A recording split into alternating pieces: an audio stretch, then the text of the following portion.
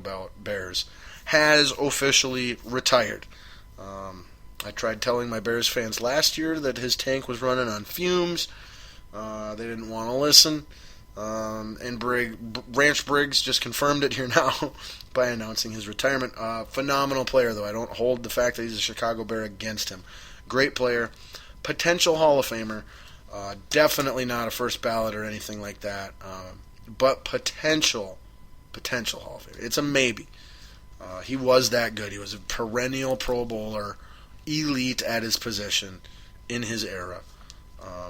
And that's kind of where you got to start with your Hall of Fame criteria, in my opinion.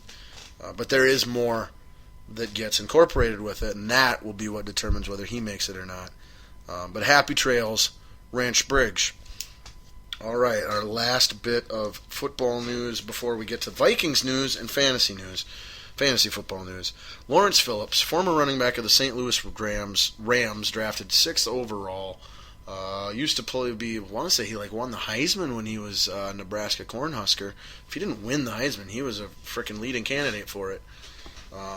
But he has officially been charged with third-degree murder for strangling by hanging to death his prison cellmate while in prison. He's currently serving a 31-year prison sentence, Lawrence Phillips is. And so he figured that it would be a good idea for him to strangle and hang his cellmate to death. His cellmate, interestingly enough, was the cousin of a former football player who was in the league at the same time as Phillips was. So, it'd be interesting and really curious to see if there was some real, behind-the-scene politicking, I guess, maybe. Not the word I'm looking for, but you know what I mean, scandal and gang rivalry, and just I don't know, if there's more to it, if certain people had heat and incidences were occurring because of that or whatever, But anyway. That's Lawrence Phillips won't be facing the death penalty, but he could get his sentence extended from 31 years to life. And that's what I would expect to happen. So even trailier happy trails to Lawrence Phillips. All right, let's get in my Vikings news here quick before we squeeze in some fantasy football. Actually, you know what? No, let's go to the fantasy football, okay? So I want to squeeze in a little bit of just my last little bit of fantasy football advice for you. I went into more depths the last 2 weeks, but this week I just wanted to make a couple bold coming out and taking a stance type of advices and predictions, and take them or leave them, But anyway, I wanted to give you my top 2 players at each position. So if you've got your choice of every quarterback, or you got the number 1 pick in the draft, or guy, I need a wide receiver, or whatever, okay? I'm singling out the best guy and the second best guy, by my estimation. I'm also going to single out the top 2 busts to watch out for. Not that they will bust, but they have major bust potential. And then I'll also try and single out 2 late-round sleepers, value picks at each position that could help you out immensely as well. Okay, so let's start out with the easiest, most obvious ones, and we'll start at the quarterback position. Now, to me, without question, your number 1 quarterback off the board has to be Andrew Luck. This should have been a no-brainer before Jordy Nelson went down. Okay, this should have been a no-brainer before Tom Brady was facing possible suspensions. This should have been a no-brainer the entire time. Andrew Luck is the best fantasy quarterback in football. He gets as much on with his legs, fantasy points-wise, as any quarterback in the league. That's right. He gets more fantasy points on the ground with his legs running the football, Andrew Luck does, than Russell Wilson does. Andrew Luck, his rushing production from a quarterback, the only person who compares to it, who's even close to it, is Cam Newton. That's the only guy, okay? And then you look at his passing numbers. He's guaranteed to throw for over 4,000 yards and probably 30 or more touchdowns. All they do is add weapons for him. He's the gunslinger, entire team, no weaknesses, does it all, durable. Like, are you kidding me? There is zero question marks or concerns with Andrew Luck. So he's your head and shoulders, knees and toes, above the rest quarterback. And then after him in second place, you would have Aaron Rodgers, despite losing Jordy Nelson. Aaron Rodgers will be just fine from a fantasy standpoint. And then if I was to maybe come off of the Rodgers one, I actually have Ben Roethlisberger as my third. That would be the one who I would maybe take over Rodgers just to shock and blow people's minds. But I wouldn't, because I could get Ben in round 5 or 6 or 7, instead of taking him at second or third over Rodgers. So there's your two. Your number 1 is Andrew Luck. Your number 2 is Aaron Rodgers. And if you're stuck with number 3, then Big Ben is probably where I would go. Your busts to avoid, okay? Bust number 1, avoid for your fantasy football quarterback, Russell Wilson, okay? He is ranked way too high. People think he does way more on the ground than he really does. He does little in the air. If you are in an all-statistics PPR type of league where incompletions and interceptions and everything is scored, negative points, positive points, what have you, then he's a little more valuable. But if you're even remotely standard scoring, Russell Wilson is bust quarterback number 1. Bust quarterback, tied for bust quarterback number 2 then would be Cam Newton. He has no one to throw to, losing wide receiver Calvin Benjamin. All he's got is his tight end Greg Olsen and rookie wide receiver David Funchess. He's got a running back that is good but can't stay healthy ever. And he's got an offensive line that has nobody at left tackle or right tackle. So Cam Newton, major bust. And also Matthew Stafford. Look for the Lions to try to run the ball more. They've been very pass happy over the Stafford tenure. Hasn't worked for them. You look at the acquisitions they've made via draft and free agency this season, and even going back into prior seasons, they are trying to become a more physical running team. It's not to say they're not still going to pass the ball a ton. They will. But don't look for them to be a fast-paced, high-octane type of offense. I think they're going to try and wear people out on the ground and then take their big shots in the passing game. Whereas recent past, they've just simply taken all their shots via the passing game. So Stafford, Newton, and Wilson would be your 3 bust quarterbacks to avoid or at least be leery of. All right, moving over to tight end because it's the easiest and we're getting down there on time. Gronkowski. Head, shoulders, knees and toes, number 1 quarterback. There isn't even, he's the first tier of tight ends, not quarterback, tight end. He's the first top tier of tight end all by himself. There isn't even a second tier of tight end. The drop-off is so drastic that he's the lone person on the first tier, and to find the next person, you have to go down to the 3rd tier. The second tier is entirely vacant. That's how big of a drop-off in production, talent, and skill there is. So who is the number 2 guy if you are not the crazy SOB who drafts a tight end in the first round in your league? Which is what it's going to take to get Gronk if you want Gronk.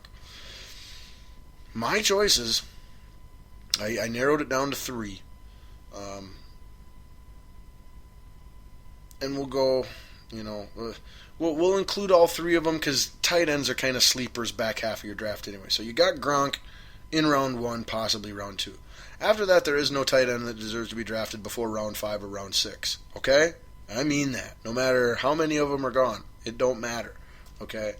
So if you're drafting your tight end after round 5, after round 6, the 3 guys that are your safest bet to both be there and give you great production, great value, would be Martellus Bennett of the Chicago Bears, Greg Olsen of the Carolina Panthers, and my personal favorite out of these, this is, in all honesty, this is my prediction for the number 2 scoring tight end in all fantasy football this season behind Gronk, is Delanie Walker of the Tennessee Titans.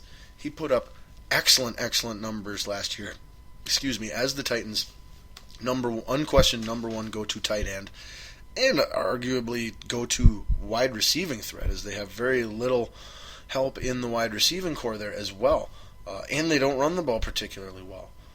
So tons of targets for Delanie Walker, and then throw in to the mix that they upgraded their quarterback, or at least we believe they upgraded their quarterback, and that quarterback upgrade happens to be a rookie.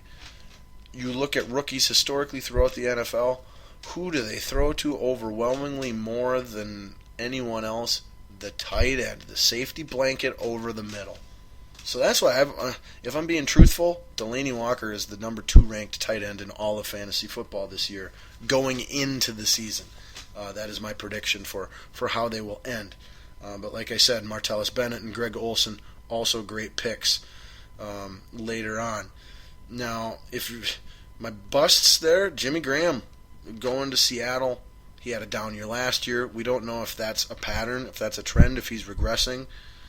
We don't know how he's going to be used, how he is going to fit in to that Seattle Seahawks offense and their play calling.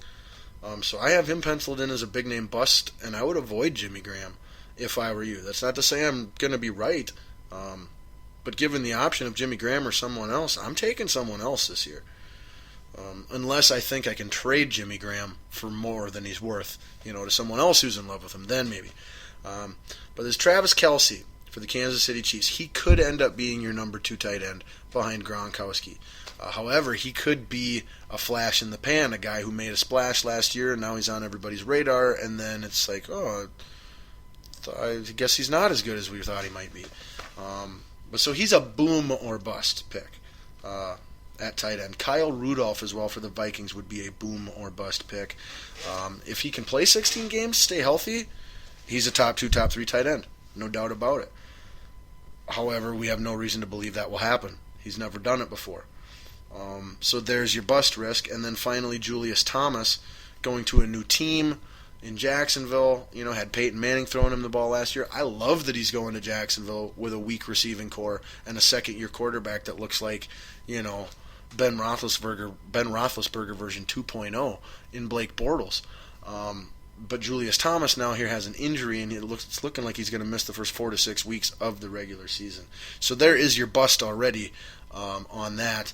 However, he might be a really wonderful addition to your lineup, midway through the season, if he's still available via his injury, and that'll help. That might give you a really big playoff push. Because like I said, I like him going to Jaguars, being the number 1 receiving target, and having a young safety blanket-dependent quarterback who's going to throw him the ball and target him a lot. So then, we better wrap this up. All right, so then your running backs, I got AP and Jamal Charles are my top 2 running backs. My top 2 busts at running back would be DeMarco Murray and C.J. Anderson of the Denver Broncos. And then at wide receiver, my number 1 wide receiver is T.Y. Hilton. My number 1 wide receiver is Dez Bryant. My number 2 wide receiver is T.Y. Hilton. Boom or bust, we got Odell Beckham Jr., Mike Evans, Antonio Brown, Julio Jones. And then my busts to keep an eye on, boom or bust, I guess, would be Demaryius Thomas as well. My busts would be Calvin Johnson, Megatron, and A.J. Green. I think their names, they're going to get way overdrafted. I think their production is not going to be worthy of what it costs you to get them. The wide receiver draft class is so insanely deep. You can get great wide receivers at any point in the draft. You don't need to spend all your money on one at the top, So then let's see. Okay, sleeper picks for wide receivers then would be Davante Adams. I'm huge on Davante Adams for a sleeper pick. And Jarvis Landry of Miami, Charles Johnson of the Minnesota Vikings. Those would be my sleeper picks at wide receiver. Sleeper picks at running back. I'm liking David Cobb, former Gopher, to get the job in Tennessee and actually put up some decent production. Latavius Murray for the Raiders. This guy should be ranked way higher, and he's not going very early in drafts at all. So there's your sleepers. All right, now we got to get to my Vikings news here just a little bit. Vikings are, Zimmer, I should say, is 8-0 in the preseason as we defeated Dallas last week in the final tune-up. Now here tomorrow night, we will have our final game, where this one you're not going to see any of the starters. This is pretty much all for depth chart, deciding who gets cut and who stays filling out your roster. And tomorrow night's game is at the Tennessee Titans, and it will start at 7 p.m.